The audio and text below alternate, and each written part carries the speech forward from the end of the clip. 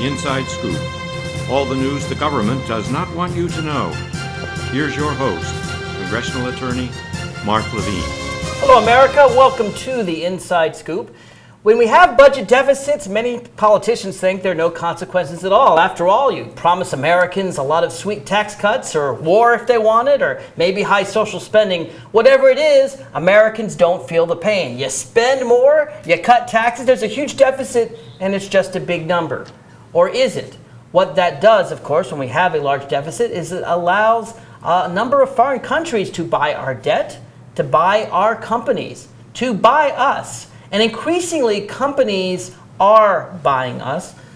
We have companies all over the world buying American corporations because our country's heavily in debt. How does that affect us? How should it affect us? What can we do about it?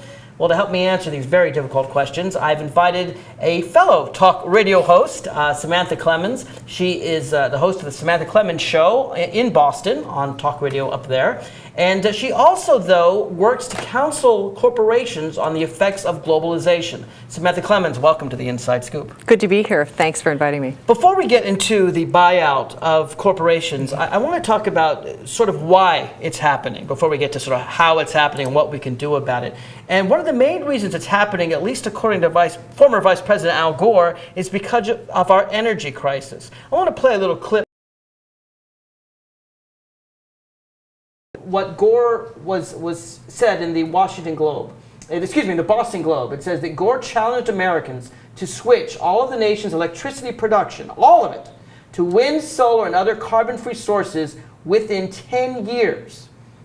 He was talked about crises caused by dependence on fossil fuels. The reaction was pretty quick, and not all of it was favorable, even from those who are aligned with you in thinking that we have to do something about climate change. This is what Philip Sharp, president of Resources for the Future, a Washington think tank, had to say. At this point, I don't think there's anyone in the industry who thinks that goal, as a practical matter, could be met. This is not yet a plan for action. This is a super stretch goal. Your friends at MIT, the Energy Initiative group up there, and they have some radical ideas as well. They said, can we do it this quickly? It would be very, very tough. What you have outlined, in fact, is a goal that may not be achievable. I think it is achievable, and I think it's important that we achieve it, Tom. There were also many other reactions from people who said this is the right goal because we need to reset the bar and change the debate. Our current course is completely unsustainable. We are being told by scientists around the world, particularly the international group that is charged with studying this and reporting to world leaders, that we may have less than 10 years in order to make dramatic changes, lest we lose the chance to avoid catastrophic results from the climate crisis. We're building up CO2 so rapidly that we're seeing the consequences scientists have long predicted. And the only way to take responsible action is to get at the heart of the problem, which is the burning of fossil fuels. And the quickest and easiest way to back out the coal, which is the worst of the problem, and oil, is to look at electricity generation. And let me stop the clip right there. Al Gore goes on to say that these are tremendous costs to America, that because of our high oil costs, we have a tax, but it's not a tax going to the U.S. government, it's a tax going to Saudi Arabia and Venezuela and all these oil-producing countries. How much are Saudi Arabia, Venezuela, Russia, all these oil-producing countries, how much are they getting rich at our expense? Well, they're getting rich at everyone's expense because everyone needs oil right now. That's the main form of energy that the world is relying on.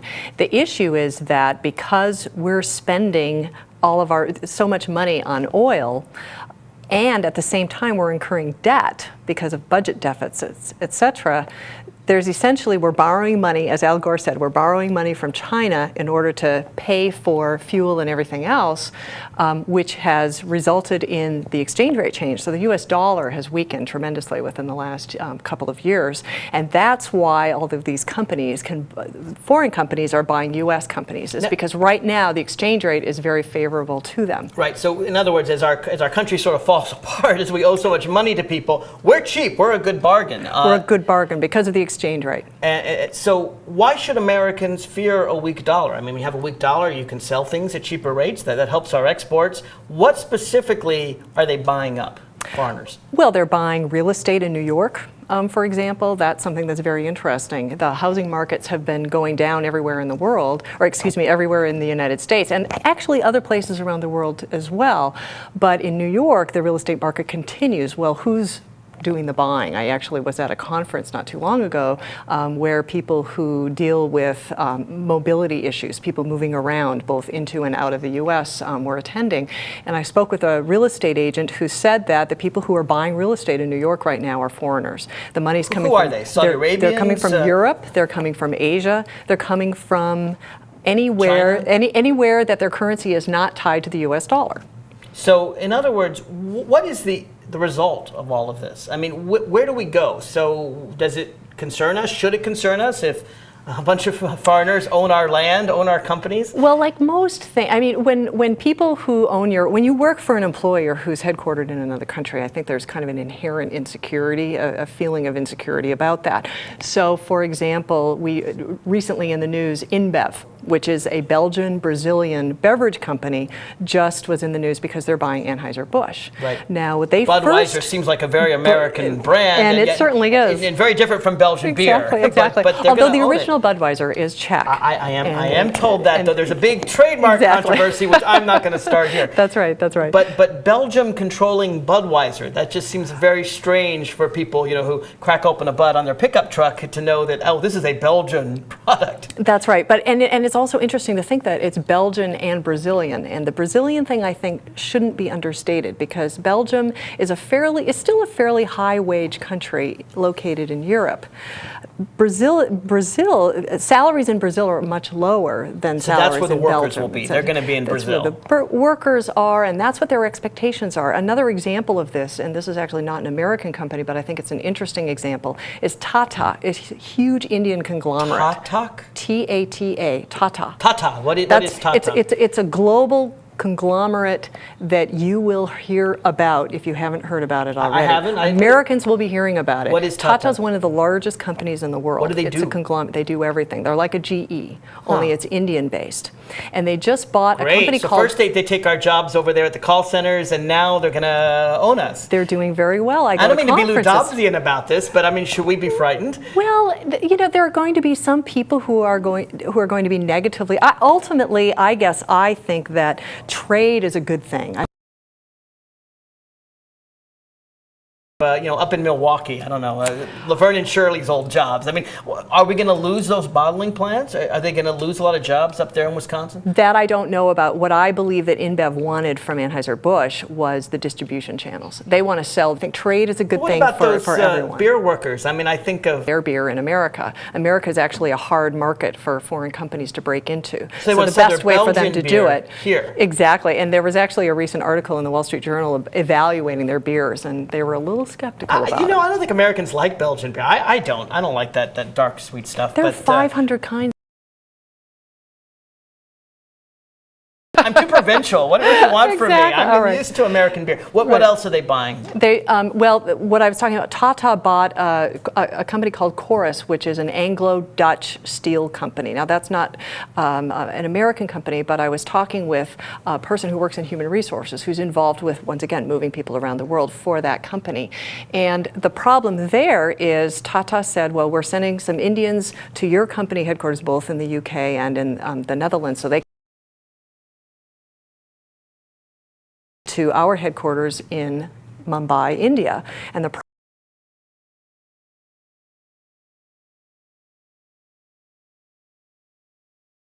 Indians to go to the UK and the Netherlands, or for example the US. Yeah, but no American is going to go to Mumbai and work on their salary. And you can't get the Brits to go to India on local salaries. He was told, I can't do it. His bosses said, get it done. That was the response. So now he's worried about his job. If I can't produce 10 engineers to go to Mumbai, well, India... he just pays them enough and they'll go. It's that simple. But how does he do that? He works for these employers. That's the issue, is that you have different people who think about things in a different way who are now making decisions and making decisions about your job. And that's what's frightening for people. Let me say what's even more frightening for me. You know, I obviously support American labor. I want wages to be high. It does concern me that the Indian corporation can definitely outbid, or the Brazilians will work for less. But even more than all of that, or England, I'm more concerned about our enemies, about dictatorships like China, which for all the wonderfulness of the Olympics still is a pretty brutal dictatorship that cracks down on personal. I mean, now that the Taliban's gone, the treatment of women is worse in Saudi Arabia than any country on earth. They may be our ally, but some ally that is. And they're getting richer and richer based on our oil revenue. And unless we do something like Al Gore talks about, what does it mean when a country that is not just competing with us, but is downright hostile to us, starts owning American assets? Well, I think some people would argue whether Saudi Arabia is hostile towards us as a country, however they treat women within the country were Saudi Arabian. I mean, let's just say that they're a cagey friend. Well, but that's not the government.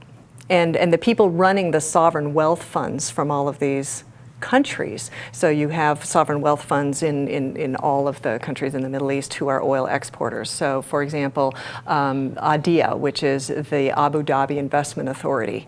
And you have the Kuwait Investment Authority. You have the Singapore Investment Corporation. No, it was UAE that wanted to take control of American ports.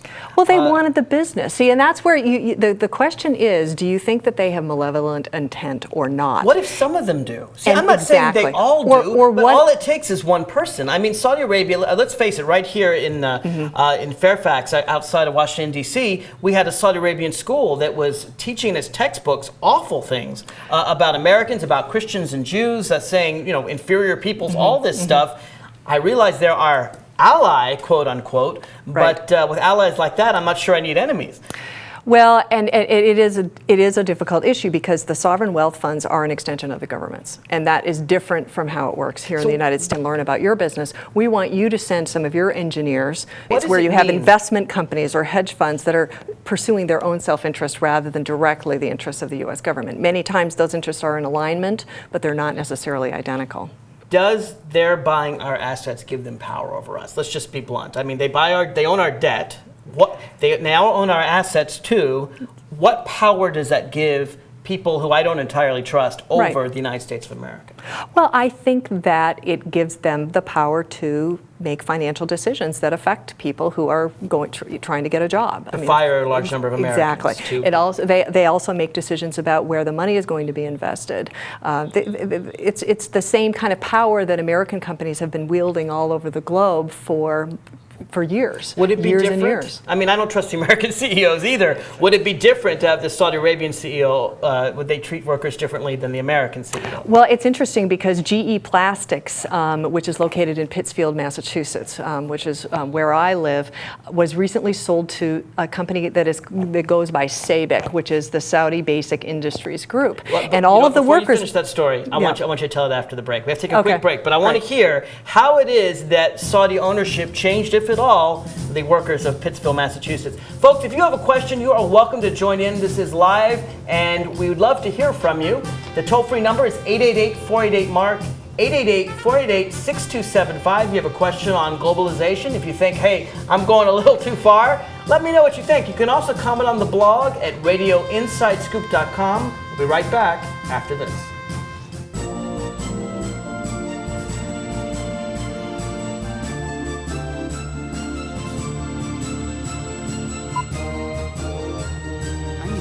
Necesito trabajo. I would like to beer in Belgium, know, and they each have their own glass. speak English better. Me gustaría hablar inglés mejor. I want to be a U.S. citizen. Quisiera ser ciudadano de los Estados Unidos. For over 35 years, Por más de 35 años, the Hispanic Committee of Virginia has been serving our community. el Comité Hispano de Virginia ha estado sirviendo a nuestra comunidad. Job training and placement, Capacitación, ayuda para conseguir trabajo, education for children and adults, educación para niños y adultos, immigration, naturalization, and medical referrals. ayuda para los procesos de inmigración y naturalización, naturalización y orientación sobre médicos are a small part of what we do. son solo una pequeña parte de lo que hacemos. For help, information, or to volunteer, Para ayuda, información o para ofrecerse como voluntario, contact the Hispanic Committee of Virginia, comuníquese con el Comité Hispano de Virginia, helping everyone participate more fully in American society. ayudando a todos a participar plenamente en la sociedad norteamericana.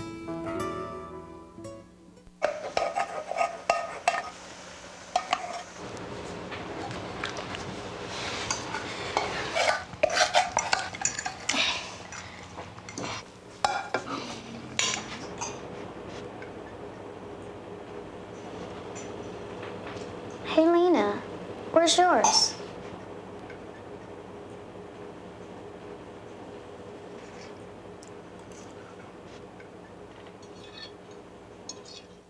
Would you notice if you were missing half your kidney function? According to the National Kidney Foundation, 20 million people have chronic kidney disease, and 20 million more may be at risk and not even know it. Anyone with high blood pressure, diabetes, or a family history of chronic kidney disease is at risk. Early diagnosis is vitally important. To get the whole story, talk to your doctor and visit the National Kidney Foundation at kidney.org or call for a free brochure. Because when it comes to chronic kidney disease, you might not know. Here again, the Inside Scoop with Mark Levine. Welcome back to the Inside Scoop. I am your host, Mark Levine. Does it matter when foreigners buy up American corporations, when they hold so much of our debt, when we go into so much debt that the dollar goes so far down, does that make foreigners richer and Americans poorer? Other things to discuss, of course. It's not just that. Obama is doing his foreign trip. We're going to talk about that this hour. Also, Al Gore's proposal that we get off the fossil fuels in 10 years. Is that even possible? To help address these questions, I've invited Samantha Clemens. She is a radio host from Boston. She is also a consultant on globalization. Samantha Clemens, welcome back. Now, before the break, you were telling us that when a Saudi company, or Saudi, I guess, is this owned by the world government, or is this a Saudi business?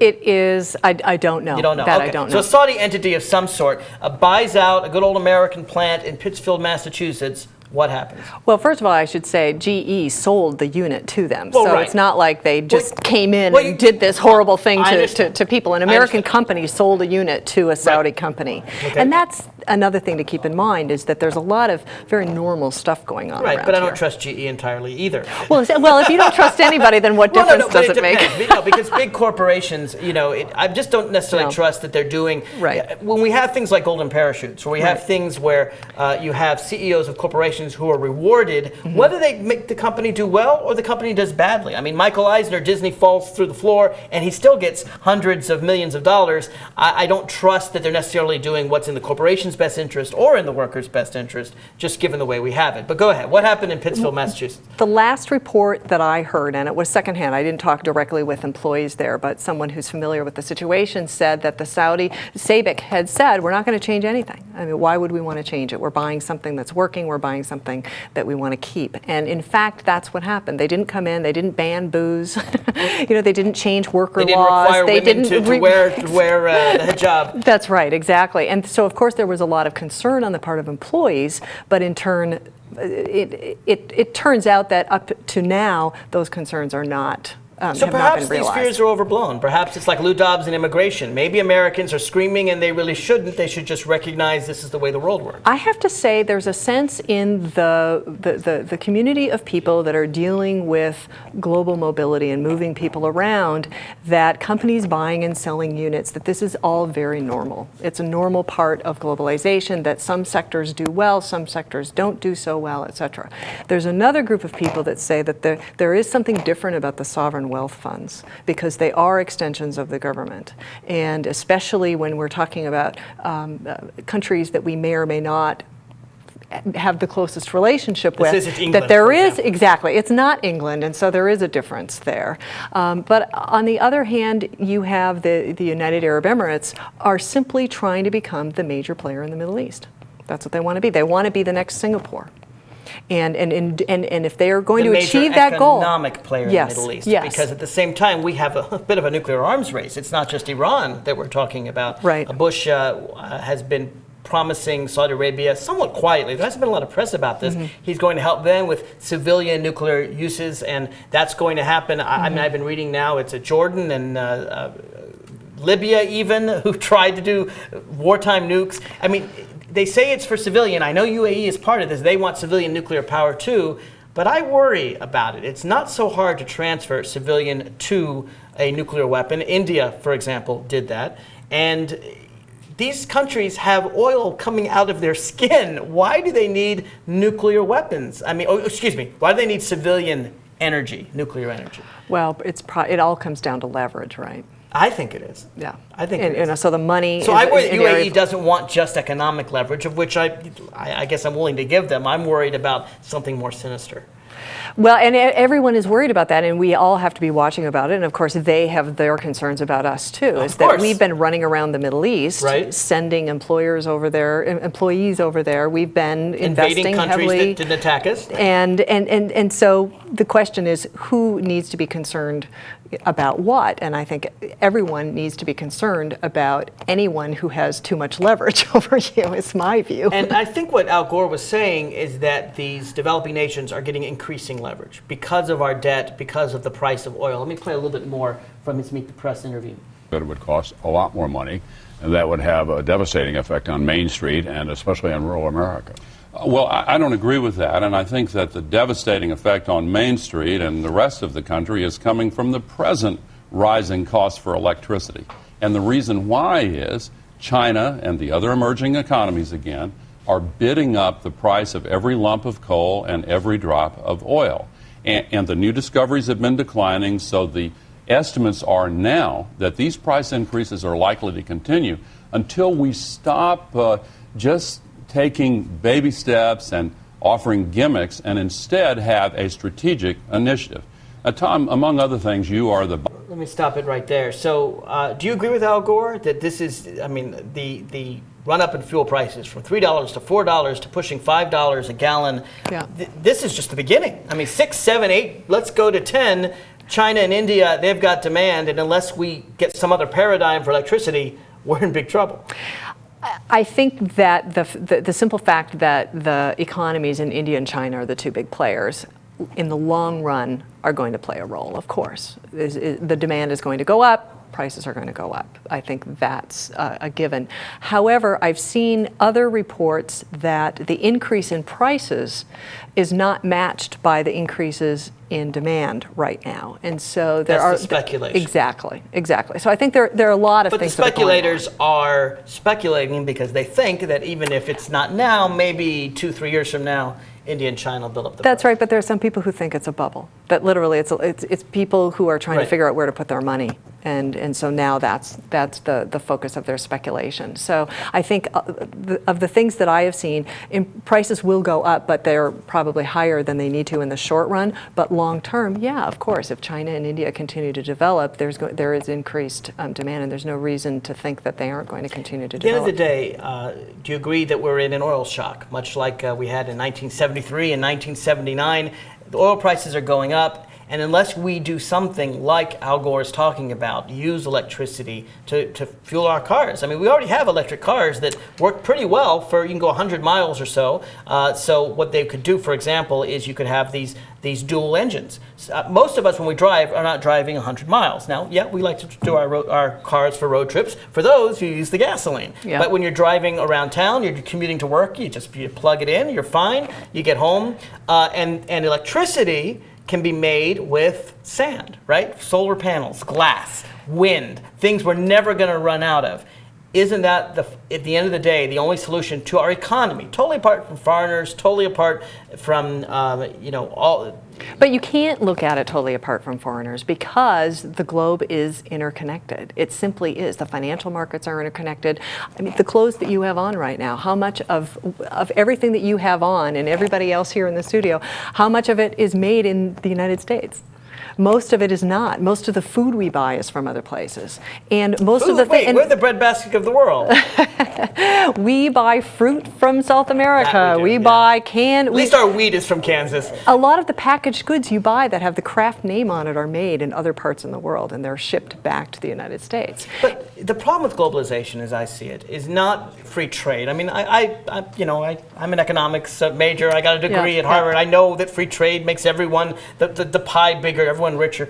The problem to me is that when you're competing with workers who will work in Thailand on Nikes at 5 cents an hour, children. Wages have really gone up in Thailand. Nobody in Thailand is earning those very, very low rates anymore. And that's the other parts of this whole thing that's very interesting. So the whole world is getting richer. What about India and Mexico? I can name other countries. From my perspective, wages are converging.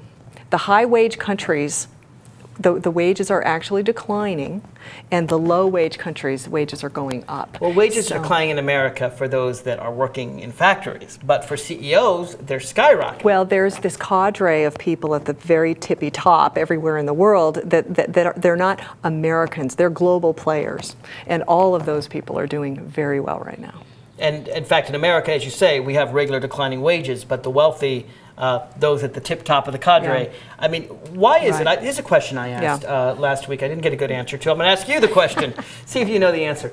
In Japan, the CEOs of Japanese corporations make from 10 to 40 times what their workers make. In America, the CEOs of our corporations make 100 to 400 times what our workers make. Japan is often seen as a very efficient economy. Those people work very hard. They make pretty high quality products.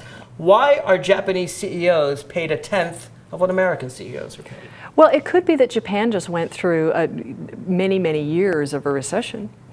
They had declining prices. They had a very difficult economic environment for many years. It could also, and this is speculation, I mean, ultimately you look at, well, what is the result? And then you try to speculate, well, why is the result? It could be that socially in Japan, it's just not accepted for that much differentiation. But there are good and bad sides to that, because if you have to be like everyone else, then you don't have the same innovation and creativity. And I don't think there are that many people that would say the Japanese are more creative than Americans. America has always been the place that you go for that. If you earn $20 million a year, and if you earn $200 million a year, is it really going to make a difference? Well, I mean, how do you know if you're the top dog? I think it's pretty good. I think it's pretty good. I think you could actually live on it. Maybe even afford a nice living. Absolutely. I mean, 20 and 200 million, to me the difference is a zero. I mean, how many yachts can you own? Well, it's funny. I have a very good friend who I actually went to graduate school with who spent his career in executive compensation.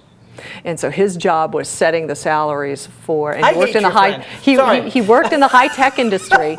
And I asked him once, years ago, what do you think motivates people? Do you think it's money or do you think it's other things? And he said, after you get beyond a certain point, it's not money. Of course. So the money is a marker. Once you have your family is fed and they have all the needs they need in life, you don't need any more. I mean, it's... Exactly. But folks, if you disagree, let me know. Let me hear it. I want to hear from you. Toll-free number, 888-488-MARK, 888-488-6275. When we come back, we're going to talk about Barack Obama, the New Yorker cartoon about him, and his trip abroad. You can also comment on the web at radioinsidescoop.com. Back after this.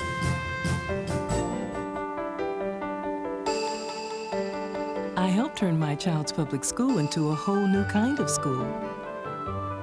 One with a curriculum that really motivates kids. One that has extended hours, 6 days a week, year-round. With loads of academic, cultural, and recreational activities. One that has support services like medical and dental right there. A school where parents' involvement is encouraged. Where teachers have more time to teach. And students are excited about learning. There's just one problem. My child doesn't ever want to come home. You can help turn your school into a community school for excellence. Find out how. Call 1-877-LOVE-TO-LEARN. It's coming. Right to your neighborhood. And when it does, you may be surprised. It's your Social Security statement of your benefits, and it's going to help you plan your financial future. Your benefit statement will tell you how much Social Security you're eligible to receive and when you'll get it. Then you'll know how much you need to save for retirement, because that's coming too. The future is in your hands. Choose to save. The toxic fumes from this meth lab are seeping into Jamie's sinus cavity. Ammonia vapors invade her throat. Toxic gases fill her lungs. Jamie's body is deteriorating. And she doesn't even know it. Jamie, dinner. So, who has the drug problem now? Find out how meth affects you at drugfree.org/meth.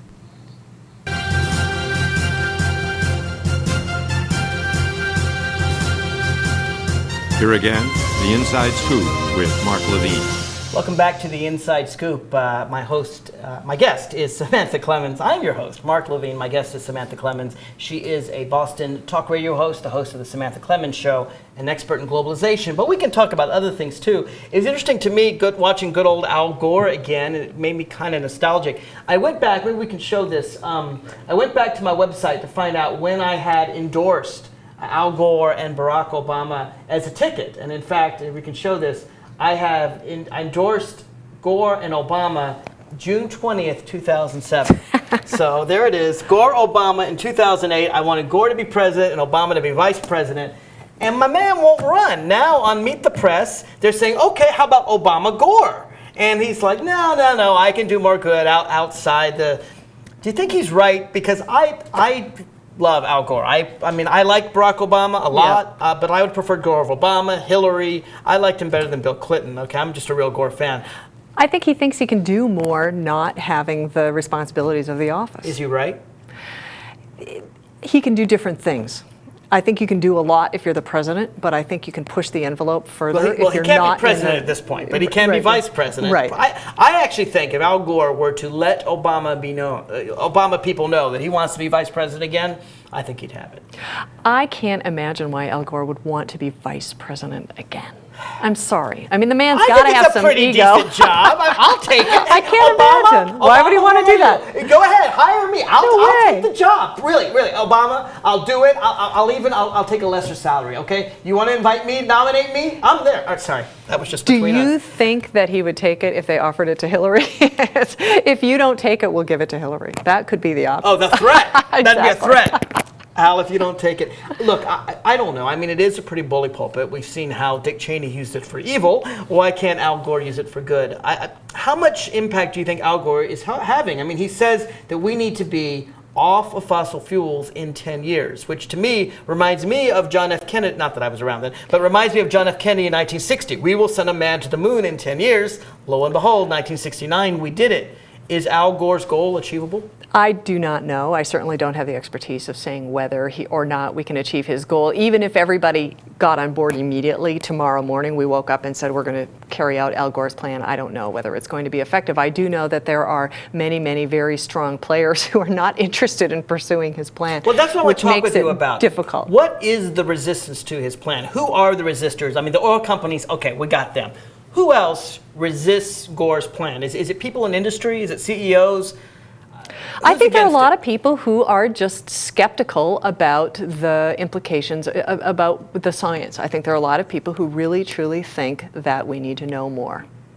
Good, but they could say thoughtful that forever. people. I mean, the same people were skeptical of the internet. Sorry, right, but that's right. You know, it's the same idea. I think that the part of the mistake is that they didn't start talking about it as a security issue long enough, soon enough.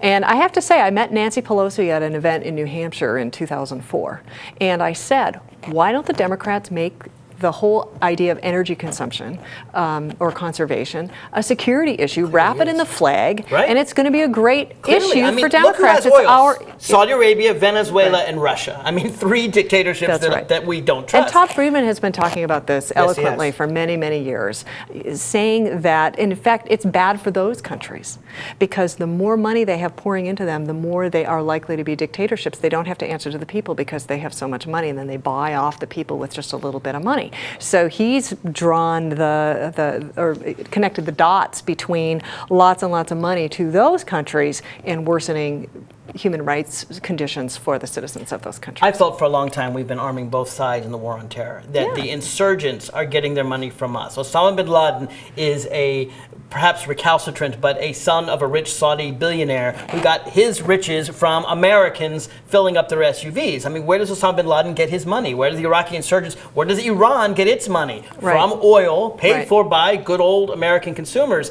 I mean, when you fill up your SUV, you are a traitor. I mean, you're harming America. That could have very easily been the frame if the politicians had gone out there with it. But they don't want to attack ordinary Americans with their SUVs. Because Americans are tied to their cars. I mean, look at we're in Boston. You know, we built the Big Dig. For those of you who don't know about it, a huge transportation project to make it easier to drive your cars. It seems to me that that was a huge missed opportunity. That maybe not on September 12th, but maybe in the next year, we should have been spending our time and attention getting off of foreign oil. So who is against the Gore plan? I mean, obviously, Saudi Arabia wouldn't like the Gore plan, but who in the United States, other than the oil companies and Dick Cheney, who are the people that are hiding in the background that are the opponents to something like what Al Gore's trying to do? Well, I think ordinary people, when they make decisions about, well, how much am I ready to sacrifice in order to, if global warming really is as serious as what Al Gore says, then everything, you can't fly a plane. I flew a plane to come down here. There's an economic argument, totally apart from global warming, and I support Gore on global warming. Right. But the economic argument of our country's getting weaker and weaker, they're owning more and more of us, we're in massive debt, all because we're spending trillions of dollars sending it to countries that I don't think most Americans fully trust, nor should we trust, rather than spending it on a Montana wind farm. But that's not the only reason why we're in debt. I mean, we're in debt partly because of the war. We're in debt partly because Americans were encouraged to consume.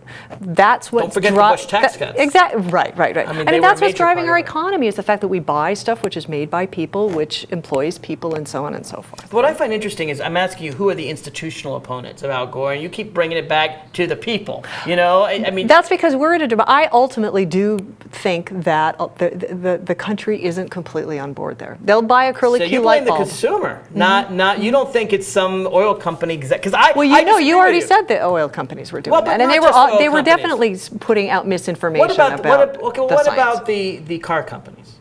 Why would they be opposed to it? I mean, if GM reforms itself, GM has been in the dumper for God knows. I would never buy stock in GM, for a very long time. Yes. Now, if some clever executive or scientist at GM comes up with the innovative dual electric gasoline engine, because we're going to need a transition engine, the perfect one that uses electricity up to 120 miles. You have a nice little thing, you can drive 20 miles more, warn the person, and then when you want to go visit your aunt in New York or whatever, then you can drive and pay for gasoline, but in the meantime you save all this money.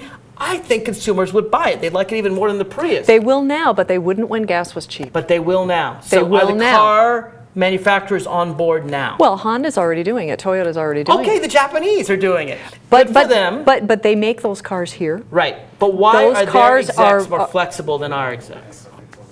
That I don't know. They're just not thinking outside the box. I think so. I think that the American style of auto manufacturing was very much following the immediate short-term desires of American consumers, which is that they wanted the SUVs, they wanted the big cars. I think if you build it, they will come. I think it's the opposite. I mean, they will say, yeah, we're just doing what the consumer wants to do. But I think if you build it, they will come. I remember back in the 1970s, Jimmy Carter did many things wrong, but the one thing he was right about was trying to get us into smaller cars. And in the 70s, worldwide, everyone started getting to smaller cars. And then came the 80s, and the Europeans continued to get smaller cars, and we built these big monstrosities. The word SUV didn't exist in 1979. We had station wagons. That was about it. We had tax benefits for SUVs. I mean, I think our country has, I don't blame the consumers maybe as much as you do. I think our country has encouraged consumers to go in the wrong direction. I think consumers need to think long term. I think we need to start thinking more like our grandparents who were from the Depression era, who said we're not going to just throw stuff away and we're going to be careful about how we spend money. And I think we did end up with a throw it away culture. And I think that's what's gotten us to where we are. So it's not just these evil institutions somewhere else that are doing things. It's also us. We have to take responsibility for the situation that we're in. That's what I think. Met the enemy and he is us. And he is, well, we're weak. Toll-free number is 888-488-MARK, 888-488-6275. Feel free to comment on anything we're talking about. Let's move on to Barack Obama. Obama is making his first really significant foreign trip. Not that he hasn't been to Iraq and Afghanistan before. He was last there in 2006. McCain says he hasn't gone there enough. What do you think at this time when Americans are really concentrating on the economy, what do you think can be achieved by Obama's trip? I think he just needs to get there. And I think it's good for him to go at a time when there's not much else going on, when the election cycle hasn't really kicked up in the fall. And so he's taking this opportunity to study up. And mostly it's just to say, I've done it, I've been there, now let's come home and have an election. Well, he's having conversations with important people. There's relationship building. I mean, meeting face to face with the, with the leaders of the countries that we're involved with, I think that's important. To me, the most fascinating outcome of this was the words of Prime Minister Maliki of Iraq in a German newspaper, where he said, "Oh, I like Barack Obama's plan, the one to withdraw the troops in 16 months." He told Der Spiegel, I like Obama's plan. At which point the Bush administration was like, "No, don't say that," and they went after him pretty hard. That's right. That's right. And in fact, they even came out with a statement saying that that's not really what they meant.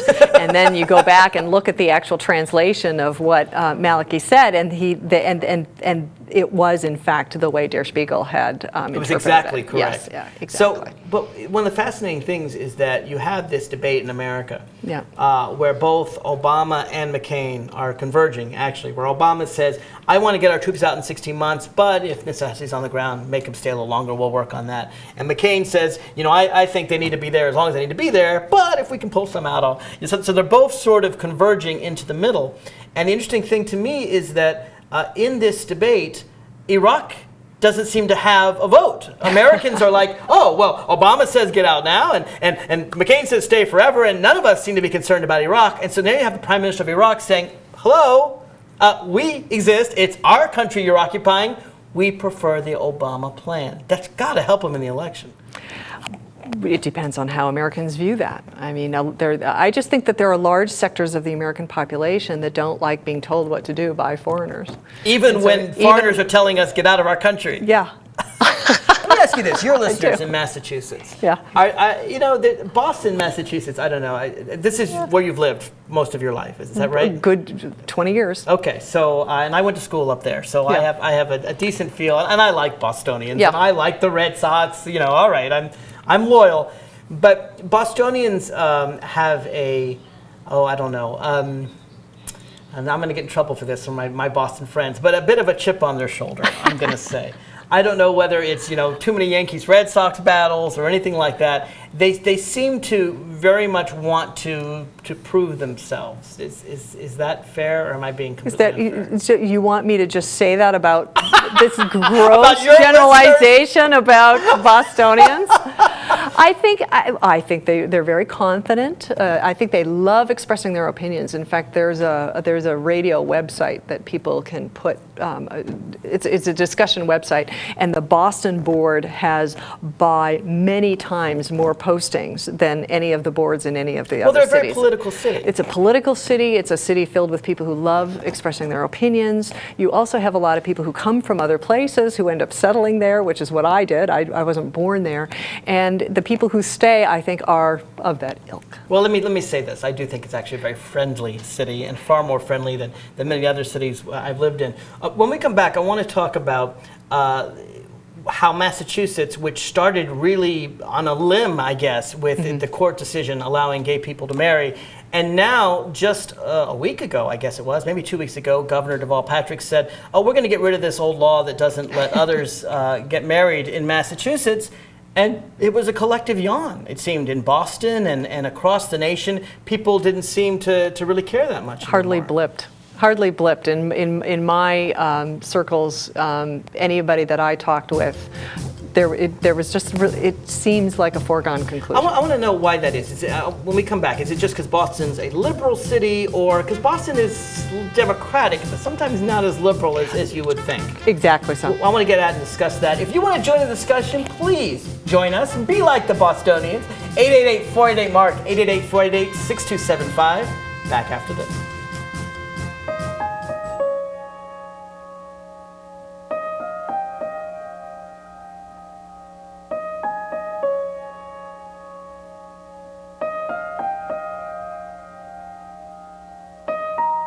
Some dreams are universal. Dreams that inspire us.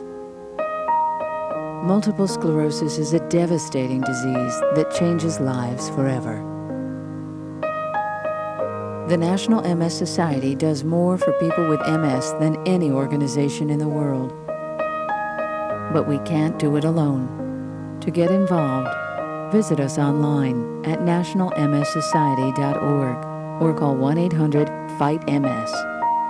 This is why we're here.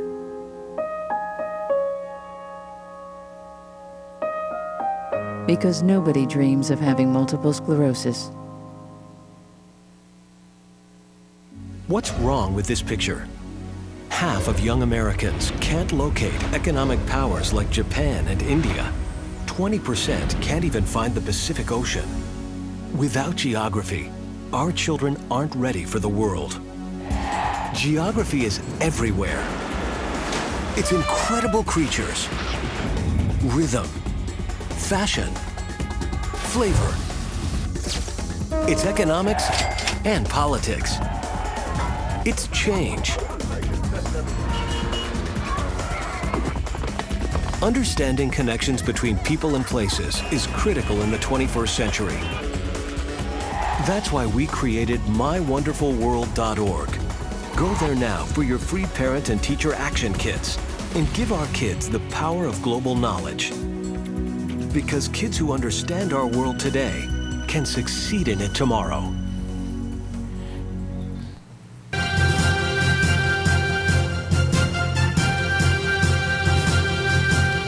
Here again, the Inside Scoop with Mark Levine.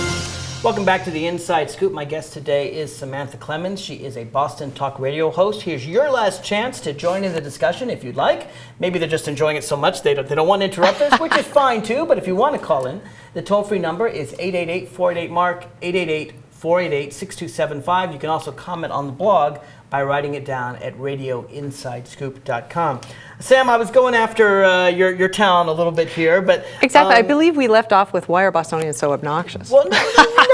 Look, they are obnoxious, but I like that. I find it a very friendly obnoxiousness, if there can be such. That's it Boston is true. to me. It is. Friendly and obnoxious. They act tough, but they're really just gobs of goo inside. I think Bostonians are very friendly people. Now, what's interesting about Boston, though, is it's seen as a very liberal city. I mean, Massachusetts is certainly the largest state in the United States where every single member of Congress in Massachusetts is a Democrat. Now, they use some little gerrymandering to do it, but still, I mean, you have 10 seats, I think, and they're all Democratic Congress people. What is it that makes Massachusetts so democratic, and are they as liberal as one might think? No, they're not. As far as are they as liberal as you think, I was surprised when I actually moved to Massachusetts to find that there are there's small swaths of conservatism and quite conservatism. But I would say it's more of a class issue. The history of Boston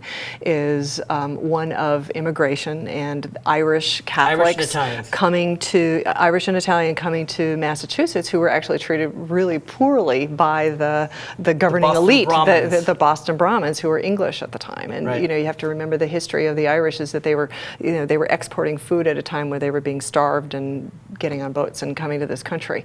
So that history is really, really intense. Having said that, they are very conservative in some ways. I mean, the Pilot, which was the Catholic newspaper at the time, was actually against or supported the Confederacy at the time of the Civil War. The way they talked about it is that they wanted to support the Constitution. And the Constitution allowed for slavery, and so they were in support of that. Yeah, that was the history. That's the history that they're coming out of, and so there is some residual conservatism in some ways. Well, it's interesting to me, and I understand this sort of looking out for the underdogs, that the Irish and the Italians were the new immigrants, so they look out for underdogs. And yet, I have to say what surprised me when I lived in Boston, and this is some time ago, this is when I was in college, but I'm just going to say it was racism. I grew up in the South. I grew up in Nashville, Tennessee. I, of course, will not deny racism exists in the South. I'd be a fool to think otherwise. But it was very different, racism in the North and in the South. And I remembered an old adage that some may find offensive, but I think there's some truth in it, that in the South, people didn't mind so much if black and white people got close to each other, as long as there was a clear sort of hierarchy. They didn't want blacks to get too uppity, too high in the South. And in the North, the Northerners didn't mind if blacks got to be doctors and lawyers and powerful, but they didn't want to be too close. And it interests me that a lot of the busing debates and so forth were in Boston, of all places, a place that you would think would be very liberal and very open to desegregation. Do you think there's a racist problem in Boston? I think that it's changed a lot since you lived Since I there. lived there. All right. I think Fair there enough. are still definitely residual issues. I think there's a huge generational difference. I've been talking with some young black coworkers and people that I know in the community about Obama and about how his being biracial, how they view that. And the thing that I get back from these individuals is that my father really has issues and sees racism around him, and I see it differently. Well, and that's not just a Boston issue. Obviously, that's a national issue. All you have to do is look at the polls for Obama, and people under 30 are screaming for him, and people over 60 are definitely avoiding him. How much do you think the New Yorker magazine cover feeds into this, is a symptom of this? Is it a cause of problems, or is it? I think the people who read the New Yorker are going to get the joke. That's what I think. But what's interesting is that the cover is shown to so many other people. If the media hadn't made such a big fuss over the New Yorker cover, then the people who don't read the New Yorker wouldn't even know about it. But now, I guarantee you, every anti-Obama group in the country will be spreading that around as if it's real. I have a hard time. I think people are more sophisticated than that. I really do. Depends which people. But the people that you're concerned about, I actually think that they're going to get the joke. I think that cover is not going to affect somebody who already thinks, first of all, that Obama is Muslim, and second of all, that that's a problem. Well, but there are a lot of people who do think that. There's a surprisingly high number. I mean, they did polls in West Virginia and Kentucky where you had 18-19% of the people say he's Muslim. I mean, that's astonishing. That's right. But those people were not going to vote for Obama anyway. So I guess, to me, it depends. Some of them you're right about. Some of them are poor white working class people who might vote for Democrats in another year. Yeah. My feeling actually was that I thought it was pretty entertaining. You thought it was funny. And I thought it was funny. Because to me it was just so over the top. And to a certain degree, one of the things I would like Democrats to do is have a sense of humor. It's not. I thought it was funny. I thought it was really funny. I thought it was making fun of the very people that you're concerned about taking it seriously. It was. You know what I'd like to see the next step is the fist bump, the terrorist fist jab. How absurd was that? How terrorist fist jab? It's just a ridiculous thing. Not that I watch too much popular culture, but Howie Mandel on Deal or No Deal does the fist bump and has for just once. I think Saturday Night Live or someone or Jon Stewart. They need to put like a dashiki on Howie Mandel, because apparently Deal or No Deal is part of that's part of conspiracy. The thing. Well, I had a guest on the show. He actually runs the State House News Service in Massachusetts, which keeps track of all the state news in the state. And he's now opening a bureau in Florida, and he comes into the studio and he does this, and I didn't know that. Oh, it's a terrorist fist jab. You should tell him. You should be like, don't terrorist fist jab me. I thought I was being really cool doing it. Well, it's a young person's thing, obviously, rather than and I am not that, obviously. People at the New Yorker. But I'm curious, does it lessen in any way? I mean, Obama, I think, has been struggling to show experience, struggling to show gravitas. Struggling in a way that I think any younger person running for president would do. John F. Kennedy faced the exact same thing. You don't get it automatically. You're new. We don't know you. So does this kind of cartoon take away from that, or you think it's basically harmless and we need to get over it? I actually thought that it was really good satire. I thought that it was making fun of people who see them in that light. I would like to see more of that, but I would like to see what the New Yorker does about John McCain. Well, that's true. The next one. That's the one I want to see. It's only fair. Exactly. They need to put him in a dress. So what are they going to do? Right? They need to do something like that. Yeah. No, I think if the cartoon not been on the cover, but had been inside the New Yorker, it's a great cover. Nobody would have noticed it. Yeah, I think we got to get a sense of humor. So Obama is in the Middle East. He's traveling with Chuck Hagel, Republican of Nebraska, the only Republican who consistently votes to withdraw the troops from Iraq. Now, a lot of people don't realize Chuck Hagel has always had this history. This isn't like Chuck Hagel being brand new. He's always been a bit of an isolationist, has always been against U.S. intervention, whereas most of the Republican Party is against U.S. intervention when a Democratic president is doing it, and for it when a Republican president is doing it. You know what's the difference? He served. He knows what it's like. So he knows what it's like. Because I remember Newt Gingrich was so opposed to Clinton's intervention in Bosnia, where, I mean, there was genocide going on. I mean, clearly in Kosovo particularly, there was a greater reason to go in than Iraq. And you had all the Republicans say, even when Bill Clinton, I remember bombing Afghanistan and Sudan, and they said, oh, he's trying to wag the dog. He's trying to get off the attention of what really matters, Monica Lewinsky. Right. So Republicans were against intervention when Clinton did it, for it when Bush did it, but Hagel's been consistent. Right. I also think that they make distinctions about what is the strategic interest. Right. And saving people from genocide is not considered a strategic interest on the part of the United States. So do you think that Republicans in their heart know this is all about oil? Do they know it? Yes, I do. Do you think they know it consciously or subconsciously? I think it varies with the person. I've had people say, I really think it's about democracy. I've had people say, and I believe, I take them at their word if that's what they believe. That was a few years ago. I think people now know it's about oil. The question is that a horrible thing?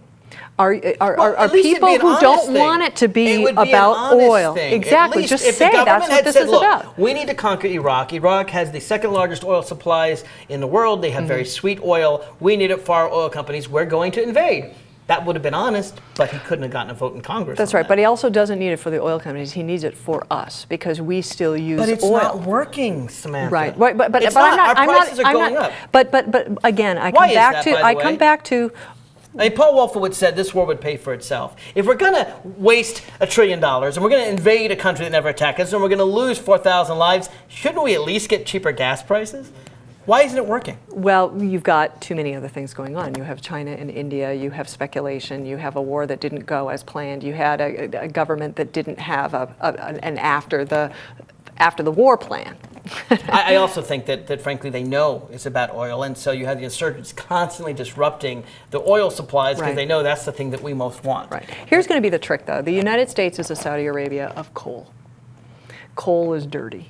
Yes, it is. So which are we going to choose?